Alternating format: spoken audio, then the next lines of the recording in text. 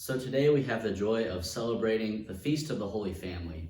And I think it's so beautiful that this comes right after Christmas, not just because Mary and Joseph are probably on our mind because of the stories of the Nativity, but I think it's really beautiful because this is such an incarnational feast, right? That this really celebrates the human life that Jesus Christ lived for us when he put on our human nature.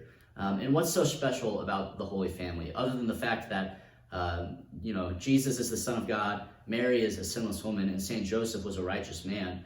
How does that impact me and my life?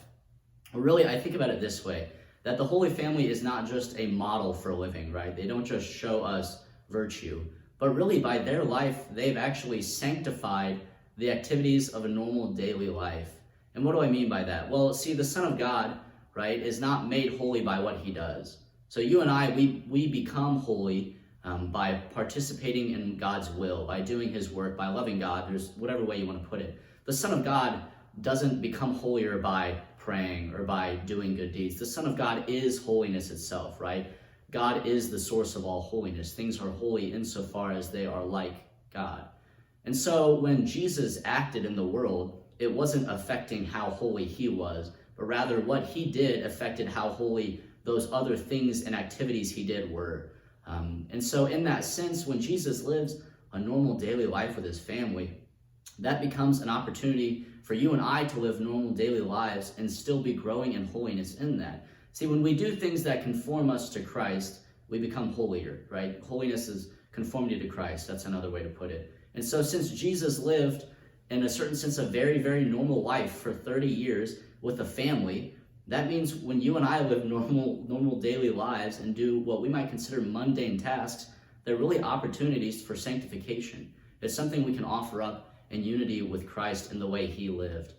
And so I think that it's possible to misconstrue this principle, right? It's not that you and I have to go specifically live in Jerusalem or that we have to take up the work of carpentry, but the idea that Christ lived and did normal things, such as eating meals on a regular basis or doing chores or just spending time with his family, those become occasions for holiness for us.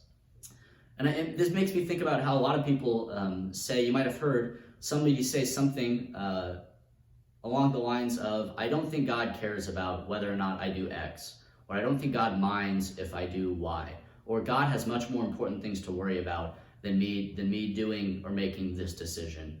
And that argument often slips out when people are confronted with some idea of conscience, right? That they might recognize that they probably shouldn't be doing this thing or isn't the best thing to do, so they tell themselves God probably doesn't care. And that kind of saddens me because what it is a very, very limited and small idea of who God is, right? If you have a God that only cares about some of the stuff you do, where do we draw the line? Does God only care about what I do once a week? Does he only check on me once a month? Does God only care what I'm up to once or twice a year, depending on, if I go to Christmas Mass, or depending on if I've made whatever right decision in whatever big occasion, and the rest of the time he doesn't even care about me? No, we believe in a God who's around all of the time, right? And we believe that he's not around judging and taking down strikes for what we do. We believe that he's in our lives calling us to him at every single moment. So I think this Feast of the Holy Family is really an occasion for us to remember that Christ is involved in your life in every moment. So much so that when he took on human flesh, he wanted to participate in the things that you and I do every day, that he wanted to be a part of what we consider daily, sometimes even boring life.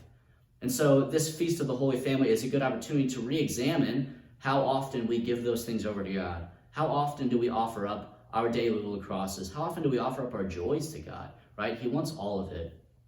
And so we can today, especially, as well as every other day, just really desire union with Christ. And the Holy Family is really all about that we have in our lives such a model, but also an effective agent of sanctification in Jesus Christ, that it's just up to us to accept it and desire to live like him. So let us do that today.